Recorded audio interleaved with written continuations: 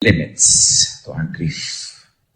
Why else are hardships not forever? Because God is not angry forever. Hindi siya lagi at hindi siya habang panahong nagagalit. If the hardship is caused by God's anger, then God is not angry forever. Psalm 30 verse 5, for His anger lasts only a moment, but His favor lasts a lifetime. Weeping may remain for a night, but rejoicing comes in the morning. What a great word of comfort. Na ang Diyos ay hindi parati at hindi laging nagagalit. Siya ay nagagalit lamang sandali at pagkatapos noon ay siya ay humuhupa. At kung meron mang pag-iyak na nangyayari sa gabi, dumadating ang umaga at ito'y magwawakas. Yan po ang mga salita ng Diyos na maaari nating panghawakan, na dapat nating panaligan at siyang na ating maging kalakasan, lalong-lalo sa mga panahon ng panghihina. Why else will hardships not be forever? Because grief can inspire people to reflect, to repent, and to confess, and therefore be relieved and delivered. Naku, ang mga tao po na nakakatanggap ng mga hirap sa buhay at patuloy na mga hirap sa buhay ay magsisiyasat ng sarili. Magsisiyasat ng kanilang kapaligiran.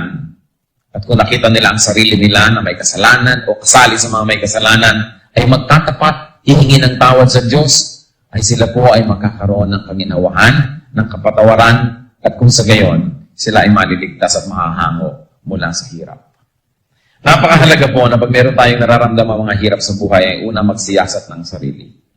Bago unahin na sisihin ng kapwa, bago unahin na kung ano-ano mga bakit at kung sino-sino ang bigyan ng mga sisi, ay tayo po ay manalamin at mag-isip-isip kung ano ba ang ating partisipasyon, ano yung ating kasalanan, ano ating mga pagkukulang at mga pagkakamali. At lalong-lalo na kung alam naman natin may kasalanan tayo, malaki man o maliit, na ito po'y tanggapin na tayo may kasalanan, hihingi ng tawad sa Diyos, at tayo po'y magpalinis, at nang sa gayon ay mahango tayo sa mga hirap na ating nilulusong dahil sa ating mga pagkakamali. Psalm 32 verses 3 to 5. When I kept silent, my bones wasted away through my groaning all day long. For day and night your hand was heavy upon me. My strength was sapped as in the heat of summer. Then I acknowledged my sin to you and did not cover up my iniquity. And I said, I will confess my transgressions to the Lord, and you forgave the guilt of my sin. Totoo nga po naman. Sabihin ako, hindi kumikibo. Nagmamaang-maangan, itinatago maging aking sa aking sarili, ikinakaila ang aking mga kamalian, ay para akong naluluoy at nauupos sa kandila. Gabit araw, napakabigat ng lahat. Pero sabi niya, subalit, nang kinilala ko ang aking mga pagkakamali at kasalanan, hindi ko pinagtakpan ang aking mga kakulangan, at ako ay humingi ng tawad, ay ako'y pinatawad mo. Ito po ay isa sa mga nagpapatunay na ang mga hirap, lalo't ang mga hirap ay dahil sa ating pagkakamali at kasalanan, ay hindi panghabang panahon. Kung kikilalanin natin ang ating mga kamalian. Subalit habang ito ay ating tinatago sa ating sarili, habang iba ang sinisisi natin, habang ikinukubli natin sa ating sariling puso ang ating mga karumihan, mananatili ang kabigatan na ito. That's why it becomes a blessing also to be visited by affliction when we are doing something wrong. Because such afflictions wake us up to reality and make us return to God. If a life of sin would bring nothing but comfort and well-being and happiness, how many people will turn around and go back to God? Kaya nangyayari po, parang ang katawan din natin, kung napaupo kayo sa isang mainit na surface, tatayo kayo agad, may nahipo kayong isang matalim o masakit, binibitawan nyo agad, kasi nakakasira. Pero kung yung nakakasira na yan ay hindi masakit. Tulad halimbawa ng drugs, hindi masakit agad, masarap ang araw. Tulad ng mga bisyo na hindi naman agad nakakasira, parang nakaka-enjoy muna, di nagululong tayo at lumulubog. Maraming mga tao, napipilitan lang tumalikod sa drugs dahil talagang natutunaw na ang isip at wala nang magawang mabuti, nanginginig na ang katawan. Yung iba talagang napipilitan na lamang tumigil magsugal dahil wala nang maitaya. Pero kung meron pa, Kung meron pang ligaya at may napapala, hindi pa titigil. Kaya nakabubuti rin po yung mga sakit at mga sakit na dinadala ng ating pagsalangsang sa Panginoon, ang ating pagtalikod sa Kanya, sapagkat tayo ay nakakapag-isip-isip. Na hindi sana mangyayari kung ang lahat ay matiwasay at ang lahat ay masarap. Pain has its own blessing. When pain wakes us up to reality, it makes us return to God. Why else will hardships not be forever? Because people learn and people adjust to hardships. Yung mga hirap, nakakasanayan din. Kaya kung minsan hindi na nagiging hirap. Tingnan nyo yung mga Eskimo, nakatira sila sa mga yelo, nasanay na rin. Hindi na nila inirereklamo araw-araw na ang ginaw. Nagtataka lang naman ako dito sa ating bayan, alam na nating mainit, araw-araw ang init. Di ba? Tagal na nga mainit. Di ba tayo nasanay sa init na yan? Pinanganak na tayo dito, tumakya tayo dito, ang init. The Eskimos, hindi sila nagkukunin ng ginaw. Ewan ko lang kung may kamag-anak kayong Eskimo, nagre-reklamo sa inyo. Pero ganyan, people get used to such a life. Yung mga gypsies, isa nakikita niyo yung mga galing sa Pangasinan ng mga kariton, may mga dalang mga kung ano-anong mga mesa, mga salamin, mga tambo, lahat dala nila.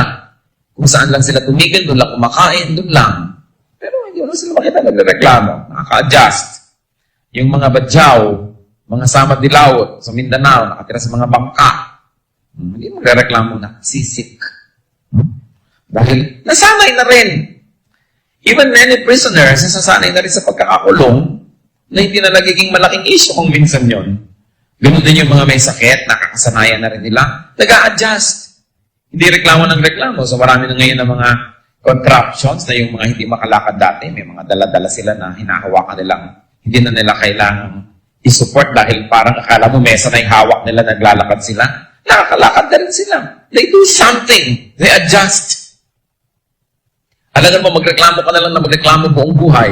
You adjust. Even soldiers adjust to the kind of life that they have to live. So somehow, the hardship lessens, the hardship wears out, the hardship is overcome. Sabi sa Philippians 4:11 up to 13, I am not saying this because I am in need, for I have learned to be content, whatever the circumstances. I know what it is to be in need, and I know what it is to have plenty. I have learned the secret of being content in any and every situation, whether well-fed or hungry, whether living in plenty or in want. I can do everything through Him who gives me strength. At yun ang sikreto. That we can do anything through Christ who gives us strength. Sabi ni Paul, mabusog at magutom, ina-adjustan ko yan. Meron at wala, hirap at maginhawa, yung lahat ng yan ay nakakayanan. Bakit? Sapagkat kaya kong gawin ang lahat sa pamamagitan ni Kristo na nagbibigay sa akin ng lakas. Kaya kaya po nating harapin ang mga dumarating sa ating buhay. Ang Diyos naman ay hindi nagkakamali. Ang pinapayagan niyang makarating sa ating buhay ay ating kaya. Kasi sabihin nyo, bakit si ano bumigay? Bakit si ganito hindi na kaya? Sapagkat hindi kinaya. Kailangan kayanin. Marami po akong makakausap kumisan kahit long distance conversation over the phone. O ano, nasa ibang bansa. Naiinip ka ba? Siyempre, homesick. Anong problema? Pero ano ginagawa mo? Abala nga namang magmukmuk ako. Sabi, siyempre, pagka dinadapuan ako nung parang matinding lungkot, gumagawa ako ng paraan para ako malibang. Laro magluto ako, maglinis ako, mag-aerobics, mag-gym, mag-swim. Basta kahit ano, you've got to do something. Sapagkat yung lungkot, pag ina-entertain ninyo, ayaw niya na umalis. Eh, nalulungkot ka na nga, magpapatugtog ka pa ng mga kanta ni Lionel Richie. Di lalo ka nalungkot, no? Mga kantang tuwing nilulubog ang araw. Eh, talagang kakalumugan na tayo noon. Bakit naman kasi may mga tao nalulungkot na nga, lalo pang nagpapakadrama-drama. So, dapat do something para ka mawala dun sa ganung estado. Sapagkat yung lungkot, pag pinayagan ninyo, nakakabaliw. So, kailangan huwag ka magmukmuk. Do something. So, kung meron po kayong weakness, alangan mang gano'n na lamang ang gawin natin na excuse para hindi na tayo magkaroon ng full life. Kung meron kang kapansanan, do something. May mga tools, may mga adjustments that can be made. Kaya nga meron pang mga hindi nakakalakad, pero nagbabasketball pa nga ngayon. Meron pa silang sports, kahit naka-wheelchair. Gumagawa ng paraan. In other words, huwag niyong entertainin ang inyong mga weaknesses. Huwag niyong entertainin ang mga hirap at mga lungkot. Gumawa kayo ng paraan. Pag nasa loob ka na isang kwarto na parang nasusuffocate ka sa lungkot, lumabas ka. Do something. Find a hobby. Help someone. Alam niyo yung pagtulong sa kapwa, napakalaking therapy. Yung paggawa ng mabuti, pagbavolunteer sa magagandang gawain, napakalakas magpaalis ng lungkot sa buhay. Ng mga alalahanin. Dapat ay walang masyadong oras yung mga malulungkutin. Para malungkot, dapat maraming ginagawa. Find something to do. Sapagkat pag naging busy kayo, napapagod yung katawan, at pag napagod na yan, wala na siyang choice kundi matulog. Yung lungkot, lalo na. Kaya ako binibigyan ng emphasis. Parang po kasing epidemic yung lungkot. Baka hindi nyo alam, yung katabi nyo malungkot. Maraming taong malungkot. Maraming taong malungkot. Kung minsan yung kasayahan ay mga konting mga breaks lang ng otherwise, maraming kalungkutan sa buhay. But, the grace of God is enough na kahit konting saya lang kung minsan, it is enough to sustain us through difficult times. Kaya dapat, huwag din tayong aalis ng saya sa buhay. At kung hindi kayo masaya, mga kapatid, umimbento kayo ng saya. Gumawa kayo ng ikasasaya. At nang sa ganon, magkaroon tayo ng lakas na harapin yung mga maraming bagay na malungkot sa buhay. Bakit nga ba hindi magiging malungkot ang buhay? Mula pa nung nagkasala si Adan at si Eva, talagang isang katerbang kapestehan na ang dumating sa buhay. Tapos, kung hindi pa sapat ang kasalanan ni Eva at ni Adan, dinagdagan pa ng lahat ng generation. At pati tayo, nagdadagdag pa dyan. Bakit nga hindi lulungkot? Ang layo-layo na natin sa kalooban ng Diyos. Ang dami-daming mga tao na sobrang nagiging selfish. Nagkakawatak-watak ang mga pamilya. Nagkakaagaw-agawan mga magkakamag-anak. Nagkakasira-sira ang mga pangako. Ba't nga hindi lulungkot ang buhay? Magtaka kayo kung di siya malungkot. Dahil kaya nga namatay ang Panginoong Jesus. Kaya nga siya nagbigay ng kanyang dugo at katawan para tayong mahango sa sitwasyon na ito. At ipinangako niya ang paraiso, ipinangako niya yung buhay na walang hanggan sa kanyang piling. Kaya niya ipinangako yon dahil yung buhay na ito talaga is not good enough. Kaya hindi dapat sobrang minamahal tong buhay na ito. Na parang ito na lang at wala nang iba. Isinasacrifice na natin yung ating kaluluwa, yung ating well-being, yung righteousness natin para lang sa mga bagay na temporary sa buhay na ito. Tayo nakikiraan lang. Salamat naman sa Diyos at hindi ito forever. At yan ang kanyang ipinapangako. Ang kailangan lang, mga kapatid, tulad ng natutunan natin kay Paul, to adjust. Dapat marunong ang taong mag-adjust. Not to deny reality. Dati siya komportable sa buhay. Nung naging Kristiyano, siya na ngayon yung pinapersecute. Naranasan niya sumakay sa barkong lumulubog, matuklaw ng ahas, itulak sa bangin, bugbugin, makulong. Pero sabi niya, I have learned to be content in whatever circumstances. Kaya meron at kaya wala. Hindi ko binabayaan niya na maging sagabal para ako'y lumapit sa Diyos at maglingkod. Kaya pati ang ating paglilingkod sa Diyos, mga kapatid, pati ang paggawa ng mabuti, huwag natin gawing dependent on our good moods. Pagka meron kayong nararamdaman na masakit o hirap o mga difficulty, nawawala na kayo sa righteousness at sa service, lagi niya kayong bibigyan niyan. Kaya kailangan nakikita niya na ba, hindi pala nakakarang ito. Kasi kung konting sakit ng ulo, wala na kayo sa church, lagi kayong tatambakan niya ng migraine. Kung konting medyo nagkainisan kayong mag-asawa, ayaw nang pumunta sa church, lalo kayo magkakainisan, siyempre nakikita ni Satan, nag-click yung gimmick niya.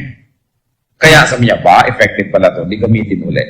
Kailangan hindi natin pinapayagan na meron ganitong mga hindrances. Hardships are not forever. Will you say that aloud? Yes. Nothing is forever except the Lord. Salamat na lang. Salamat na lang. Sapagkat ang Panginoon ang forever. Why else are hardships not forever? Because people can draw strength from God when difficult times do not change and when difficult times are not changed. Yan ang sinabi diyan sa Philippians 4. Pwede tayong kumuha ng kapangyarihan mula sa Diyos. Para kang inileksyonan ng hypervitamins. Para kang nag-plug in to electricity. Pagka tayo attuned to the Lord, nagkakaroon tayo ng kapangyarihan na lampas sa natural at lampas sa ating inaasahan. Among God's people, no hardship is forever. Ang pinakamasaklap ng pwedeng mangyari namatay kayo sa hirap. At kung namatay na kayo, then to die is gain na yun. Naging blessing pa rin. Ang napakahirap yung hirap ka na dito, nung namatay ka, nagpunta ka pa sa impyerno. Yan ang talagang mahirap. Kaya yung napaka-importante na magdala tayo ng mga kaluluwa sa Panginoon. Lalo yung mga kaluluwang hirap na hirap, mga pagod na puso, mga struggling with life. Kawawa naman kung pagkatapos mamatay, mas malala pa yung pupuntahan. Pero sinabi ni Paul, for me, to live is Christ, and to die is gain. At least, magwakas man ang buhay na ito, alam natin, nag-umpisa na ang kanyang kapahingahan, ang kanyang comfort sa presence ng Panginoon. It is important to realize these things. That's why we have to bring people to the Lord. Naaalala ko tuloy, isang kilala ko na may napakalaking kapansanan, na sila mahirap na pamilya, iniiwan siya doon sa may bintana ng kanilang, kung iwan siya dito ng kanyang mga kamag-anak, mamaya pag-uwi, galing sa pagbubukid, doon pa rin sa daratnan, kasi hindi naman siya nakakagalaw. Minsan, inuupo siya sa tapat ng bintana, para makita man lang niya yung mga dumadaan. At sa baba, sa tapat ng bintana, meron isang drum na tubig. At sinabi niya, ihulog ko kaya ang sarili ko sa drum at nang malunod na ako doon sa drum na ito. At nang matapos na ang buhay. At nung siya'y talagang patagilid na patagilid, teka. Paano pa may impyerno? Namatay ako, dinadali ang pagpunta ko dyan. Baka hirap ako ngayon, mas mahirap pa yung puntahan ko. And to make a long story short, this fantastic woman received Jesus as Savior and Lord sa kapapakinig sa radyo. Kapapakinig na save. Kaya ngayon, she's going all over town telling people about the wonderful deeds of the Lord, even in her difficult life. Kaya kung may mga tao tayong nakakasalamuha, baka punong-puno yan ang problema. Tapos dahil may problema rin tayo, hindi na natin siya pinapansin, ini-ignore na natin, yung pala, mas dapat tayong tumulong. Hindi lang po tayo dapat tumutulong pag maluwag ang ating buhay kasi hindi naman nangyayari yun. We should strive to help others even though we carry heavy burdens ourselves. It is in helping that we find comfort as well. Pag sobra tayong makasarili, gusto natin tayo lang lagi ang tulungan, tayo lang lagi ang tumanggap ng atensyon, lalo lang lumalala ang ating mga lungkot because we become so self-centered. It is important to become a child of God, to have a Savior, the Lord Jesus Christ, to have a charge account ng ating mga kasalanan, charge to Jesus. Then alam natin, maging mahirap pa ng buhay, hindi man tayo lubos na mahango sa mga hirap dito, may naghihintay naman sa kabilang buhay, maginhawa. Sabi ni Lord dun sa kriminal na napako sa tabi niya, today, you will be with me in paradise. At yan ang pangako niya sa kahit sino nakikilala at tatanggap sa Kanya. Kung hindi pa tayo anak ng Diyos, marapa tayo mag-isip, tinanggap ko na ba si Kristo ang Panginoon at tagapagligtas? Ako na ba ako ng aking mga kasalanan kay Jesus? Nagpasakop na ba ako? If you haven't done it yet, do it consciously. To ask Christ into your heart, into your life, and make Him your Savior, make Him your Lord. At kung yan na may nagawa na natin, as God's children, why and what can we do in times of hardships? Ano nga ba po pwedeng gawin pagka ang mga hirap ay dumarating sa buhay, maging ng mga anak ng Diyos? Number one, reflect. We've got to reflect. If needed, repent, confess, return to God. Pagka may hirap, merong mali.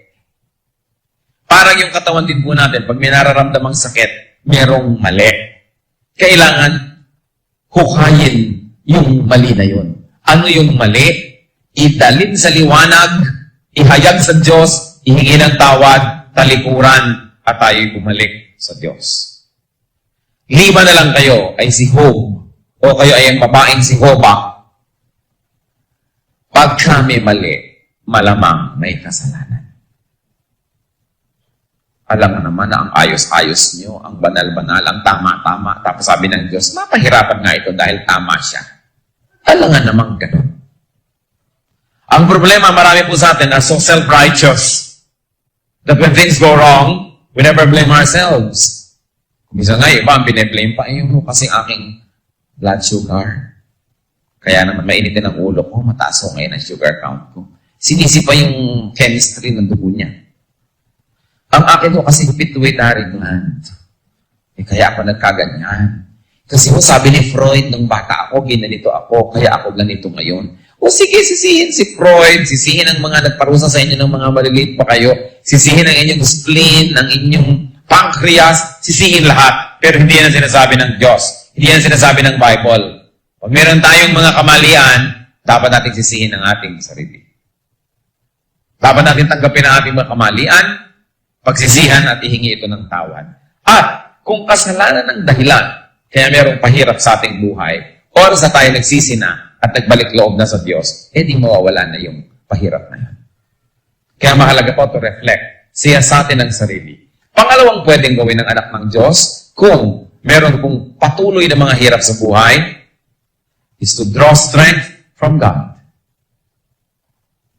To draw strength from prayer, from the brethren, from the church. Meron po lagi na merong kapatid na malakas. At meron naman mahina. Alam niyo bang dahilan kung bakit mahalaga ang church? Bakit mahalaga ang church? Bakit mahalaga ang fellowship? Bakit mahalaga yung membership? Yung committed membership? Dahil ang church, kompleto ng gifts from the Holy Spirit. Yung weakness ko, strength ng iba. Na pag ako'y nakikipag-associate sa kanila, pinapayagan kong maglingkod sila sa akin. Yung weakness ko, na-strengthen. Tapos yung strength ko, weakness ng iba. Kaya dapat ako mag-serve. Because when I serve, weak people are being strengthened. Sa church po, hindi sapat na kayo na paglilingkuran, na aawitan, na pagsasabihan, na ipapanalangin. Puro na lang kayo recipient. Kailangan tayo na may nakakapanalangin sa iba, nakakapagturo, nakakatulong, nakakaakay, para give and take. It is the only way to live. Kahit sa buhay, kung inhale kayo ng inhale, subukan nyo nga exercise tayo. Inhale. Wala mag-exhale ha. Inhale pa. Inhale. Sasabog kayo. Ganun din mo ka exhale. Exhale. Exhale. O, lilit kayong gano'n hanggang mamatay tayo.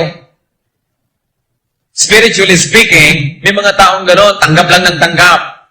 Walang nangyayari, sumasabog sila. Meron din naman, bigay lang ng bigay, ayaw tumanggap. So, wala rin nangyayari. Dapat give and take. Inhale, exhale. Ang lagi natin sinasabi sa church, eto ang strength ko. Eto ang ibinigay sa akin ni Lord. Paano ko ba ito isusuko sa church, sa kapatiran, para magamit ng lahat? At eto naman yung needs ko. Nasaan yung mga strength nyo? I-minister nyo sa akin. That's why the church is important. So you draw strength from God and from His body, the church. Mahalaga yun. Sa moments of our weaknesses, meron laging strong. Alam nyo, hindi naman lagi ang tao spiritually strong. Dumadating yung mga moment na nangihina, na-discourage. Pero dahil yung iba naglalagablab yung apoy nila, naiinitan ka rin. Sa mga panahon na ikaw ay medyo parang malapit ng lumamig-lamig ng konti. Kung wala kayong kasama ng mga maiinit sa Panginoon, tapos ang kasama niyo pa mga taga-sanglibutan na lagi kayong hihilahin pababa, ano mangyayari sa ating spiritual life? Kaya duty din naman nating mga mainit na mainit sa Panginoon na tulungan yung mga hindi ganun kainit, hindi ganun kaganado, hindi ganun kataas ang spiritualidad, hindi i-condemn sila, i-judge sila, hindi ganun. Tulungan. Nagkakatulungan. Importante. Kaya mahalaga po sa church yung mga bagong members Kasi kadalasan yung mga bagong members ang puno-puno ng bright ideas, ng idealism, ng mga pananampalataya at paniniwala that they can change the world. Pag matagal ang member ng church, pag meron may good ideas, hindi mag-work dito. Pagka gano'n ang attitude nyo, ay matanda na kayo dyan. Kailangan ng bagong hangin, ng bagong sigla. Kailangan natin ng strength na ibinibigay ni Lord, lalong-lalo sa mga bagong mananampalataya. Kaya yung church na walang evangelism, walang salvation projects, yung church na yun, nagsusuicide. Because the new blood, the new lifeline, the new fresh air is received by the church through new members, not through the old. Kadalasan yung mga old, yan yung mga matitikas na mga ulo, yung mga set systems na yan and mind na ayaw na nilang baguhin. Kaya tuloy hindi na sila nakaka-adjust sa mga kailangan pagbabago. It is a great blessing when the church is a soul winner because new souls breathe fresh wind into the church. Importante. So draw strength from the church. Ngayon, meron po akong isang naisipayo. Kung gusto niyo na makadraw ng strength from the church, habang strong pa kayo, mag-participate na kayo. Hindi yung kailan kayo lupay-pay, pagod, marami ng mga kahinaan, at saka na lang kayo lalapit. Although that is still good. Pero mabuti rin yung nakadevelop na kayo ng relationship sa mga tao sa church, na nakadevelop na kayo ng mga magagandang pakikitungo, nung pag magbago pa man lang kayo mangailangan. Hindi yung darating kayo, eto talaga, wala na kayong gagawin, kundi help me, teach me, give me. Although that is still alright. Kaya meron pong church. Pero para sa inyong ikapapanatag ng sariling kalooban, makipagmabutihan na sa church, bago pa kayo mangailangan. Develop friendships. Develop lifelong relationships. Have a ministry, an area of service, wherein you grow in friendship. Bakit pa gusto nila na nagsaserve tayo? Kailangan ba niya yun? Hindi naman dahil siya naman ang Diyos. Hindi naman talaga siya nangangailangan ng paglilingkod natin. Pero pag naglilingkod tayo, nakaka-develop po tayo ng friendships with those who are also serving. And there are times in our lives when these friendships are the only things that remain and the only things that count. Kaya mahalaga makadevelop po tayo ng ganon na pakikipagmabutihan sa ibang members ng church. What else can be done in times of hardships? Be firm. We should be firm. Always striving to keep good witness and testimony. Na sinasabi natin, lilipas din ito. Matatapos din ito, kailangan makadagdag ako sa kaluwalhatian ng Diyos, kailangan na makatulong ako sa pagtataas ng pangalan ng church. At hindi naman yung bumala ko sa konting problema at konting ganito ay nawasak na ang buong testimony ko. Kailangan merong strength. Especially in resisting evil. And evil options. Evil relief. Evil solutions. 1 Peter 5:9. Resist him. Standing firm in the faith. Because you know that your brothers throughout the world are undergoing the same kind of sufferings. Ang mga pagdurusa po natin nararamdaman din ng iba. Hindi unique to us. Hindi lang tayo. Hindi tayo ang pioneer. Hindi tayo nag-iisa. So, resist the work of the devil. And stand firm. Anong sabi sa Bible? Resist the devil and he will flee from you. The only way to make the devil go away is to resist him. Tanggihan. At wala siyang choice kundi umalis. What else can be done in times of difficulties? Focus on Jesus.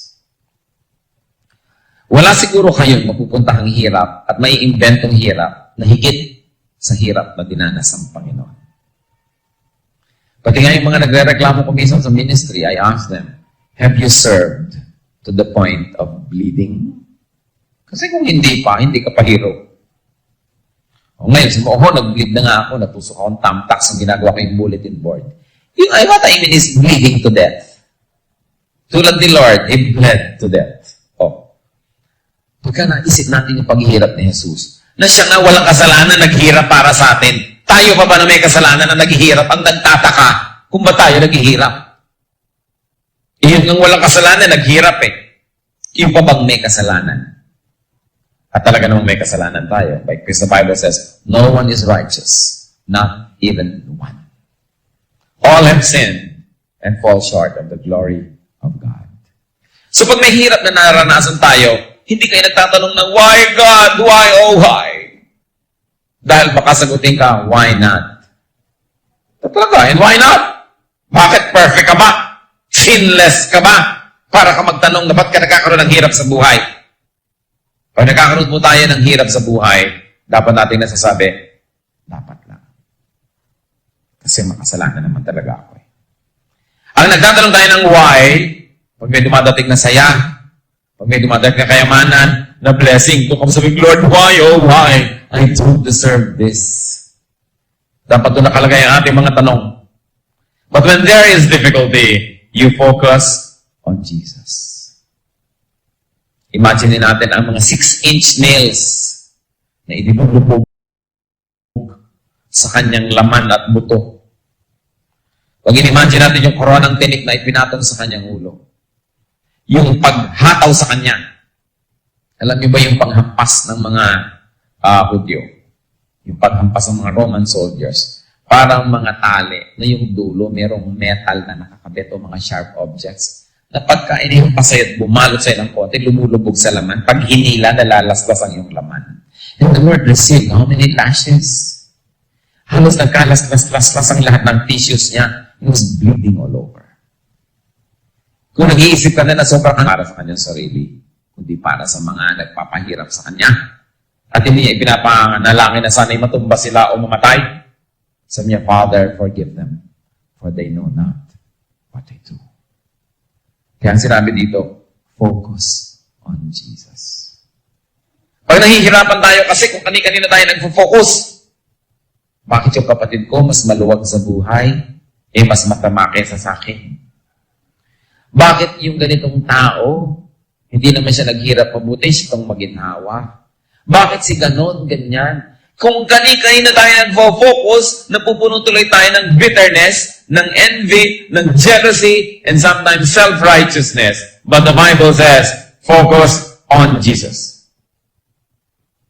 And suddenly, all our pains will be put in its correct perspective.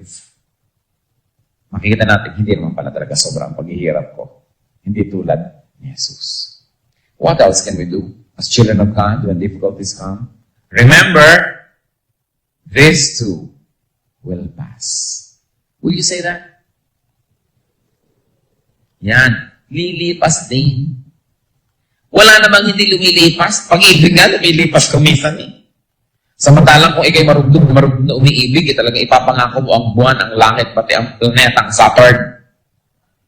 Pero yung pala, ilang araw lang lumipas din. Lagnat nga, lumilipas din. Lahat ay lumilipas. Pati hirap na ating tinatamasa ay lilipas din. 2 Corinthians 4:16-17. Therefore, we do not lose heart. Though outwardly we are wasting away, yet inwardly we are being renewed day by day. For our light and momentary troubles are achieving for us an eternal glory that far outweighs them all. Ano yung tinawag na light and momentary troubles? Grabe na ang persecution eh. Pero ang tinawag pa rin, light and momentary troubles. Light. Why light? Compared to what Jesus went through. And why momentary? So sabi mo, 7 taon na ako naghihirap, 10 taon na. Why momentary? Bakit panandalian? Panandalian compared to eternity. Kasi mahirapan ka man ng 50 years. Ang 50 years ay isa lang tuldok sa isang walang katapusang linya ng walang hanggan. That's why when viewed from the perspective of eternity, it's still momentary. Kaya lang humahaba kasi nalilimutan natin may eternity.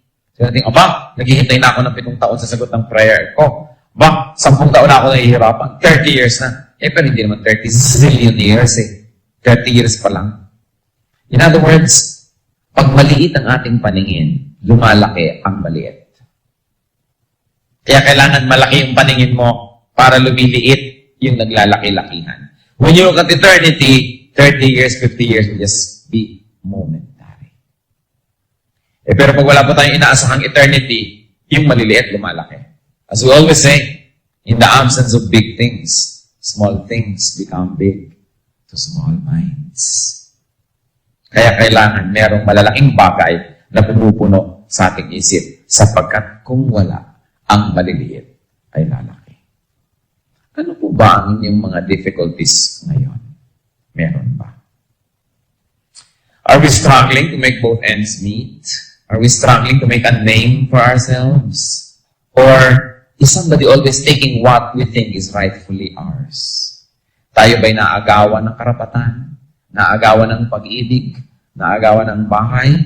Tayo ba'y may mga kasakitan ng ating mga katawan ngayon na dinaranas, mga hirap sa buhay, mga hirap ng loob? Tayo ba'y may mga pag-ibig na hindi maibulalas? May mga naiisip at nadaramang hindi mabigyang daan. Ano ba ang ating mga paghihirap? Tayo ba'y timping-timpi? Tayo ba ay lagi na lang nakabudget? O tayo ba ay maraming pera pero lagi na lang inuutang-utangan at tayo, lagi na lang tayong hinahabol-habol ng mga nangihingi? Ano bang difficulties natin? Tayo manalangin, tayo yumuko sa Panginoon. Alam niyo kung ba't kayo narito ngayon? Sapagkat nais alisin ng Diyos ang inyong mga kabigatan. Sabi niya, "Come to me, all of you who are tired and heavy laden, and I'll give you rest." Meron bang nangaagaw ng inyong posisyon? May umaagaw ba ng inyong karangalan? Meron bang threat sa inyong career? Meron bang nananakot sa inyo? Ano nga pa ang mga dala nating kabigatan sa buhay? Lahat ng yan, alam ng Panginoon. At lahat ng yan, kaya ni Kristo. Ano ang ating dapat gawin? Siya sa atin ang sarili. Humingi ng tawad. Kung di naman tayo ang may kasalanan, tayo'y magpatawad. Umuha ng kapangyarihan sa Panginoon. Harapin ang dapat harapin. Ipaubaya sa Diyos. Gawin ang mabuti. At manalig ng Panginoon ay may katarungan. Sa nangangailangan ng patawad, siya'y mapagpatawad. Sa nangangailangan ng katarungan, may katarungan siya. May magagawa ang Diyos. Siya ang tunay na may magagawa. Kung sino man ngayon na may mga dalahin sa buhay na nahihirapang kayo, lumapit sa Panginoon. It is your day of liberation from such burdens. Sabi niya, "Come to me, all of you who are tired and heavy laden. I'll give you rest." Gusto ng Diyos tayo magpahinga. Maaaring ang kapahingahan ay magbago tayo ng pananaw na yung dati nating hinahabol ay huwag na nating habulin. Mapapahinga tayo nun. Na yung mga inaagaw sa atin ay ibigay na natin ang busa. Kanila na. Mapapahinga tayo. Na yung ating mga hinihintay at init na tayo, ipasa Diyos na lang natin. At gumawa tayo ng ibang bagay na hindi tayo lubos mainip. Mapapahinga tayo. Ang ating lupang katawan ay maaari nating ihingi ng kagalingan.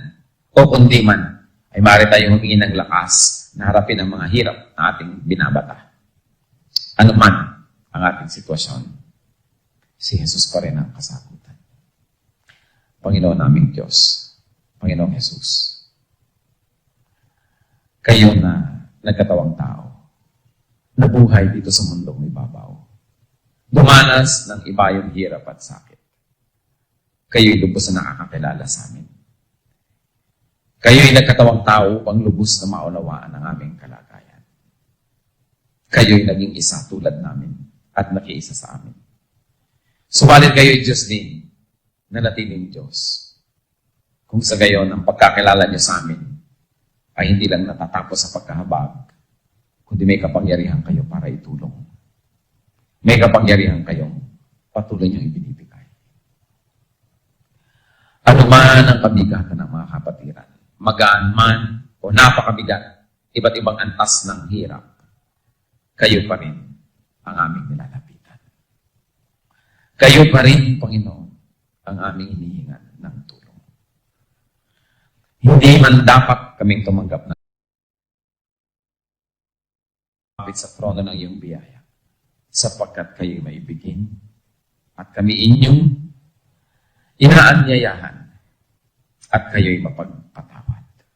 Kayo'y mapagbigay at makapangyarihan. Lumalapit kami ngayon, Panginoon, nagpapahipo sa inyo. Hanguin nyo nga ang mga kapatid na ito na kasama natin ngayong magsasabing, meron kayong napakabigat ng dalahin. At kailangan niya ng himala ng Diyos. Kailangan niya ng kapangyarihan niya. Kailangan niya ng tulong niya. Siya ang nagsasabi, "Come to me, all of you who are tired and heavy laden. I will give you rest." Sa mga nangangailangan at humihingi ng kapahingahan na yan, kayo tumindig at tayo mananalangin. Hihingi natin ang habag ng Diyos. Ang kanyang kapangyarihang ibinibigay niya sa bawat nananampalataya. Panginoon, narito po iyong mga anak. Lumalapit, kumikilala. Wala naman kaming kinikilala ng ibang Diyos kundi kayo. Wala kaming ibang gustong lapitan kundi kayo. Di man dapat at wala man kaming patago. Kami naglalakas loob na humingi. Sabi niya, Lord, ask and you will receive. Seek and you will find. Knock and the door will be opened. Ganyan, Panginoon, ang aming binabaon na paglapit sa inyo, ang inyong mga sariling salita at pangako. At kami nangangahas na kumatok sa inyong pintuan at nananalig na kami hindi ninyo tatalikdan. Hindi nyo tatanggihan sapagkat kayo'y umiibig ng ganap sa amin. At kayo na mismo ang nagbigay ng ganitong paanyaya. Panginoon, tignan niyo ang inyong mga anak. Masdan niyo ang bawat isa. Kayong nakasisiyasat at nakababatid ng lihim ng bawat puso. Kayong nakakarinig sa mga higbi na tanging kayo lang ang nakakasaksi. Kayong Panginoon na nakakadama ng bawat hapdi na nararanasan ng bawat isa sa amin. Kayo na nakalulusong sa lalim ng aming pagkatao. Kayo lang ang nilalapitan namin. Kayo na lumikha sa amin. Kayo na lumikha sa langit at lupa. Lubos na makapangyarihan upang kami tulungan. Kami, Panginoon, lumalapit. At narito yung mga anak. Dampian nyo ng inyong mapagpalang kamay. Pag-iwanagin nyo ang inyong mukha sa inyong mga anak, Panginoon, at kahabagan ang mga anak mo ito. At nawain niyong lingapin at ayon sa iyong mga pangako, ayon sa iyong pag-ibig, katagpuin mo mga pangangailangan. Bigyan mo, Panginoon, ng kagalingan. Bigyan nyo ng mga pangangailangan. At Panginoon, patuloy na bigyan ninyo ng kaliwanagan. Nilalapit ko ang bawat ng isa sa inyo. Pinagkatiwala mo sa iglesyang ito, Panginoon. Kupkupin niyo po. Kami na paaampon sa inyo. Kami na pakukup sa inyo, Panginoon. Hindi namin kaya ang mga bagay na ito. At lalo namang ayaw namin ipagpaubaya sa ibang mga kapangyarihan, kundi sa inyo lamang. Nananalig kami sa iyo, Panginoong Yesus. Let blessings flow from your heart to the hearts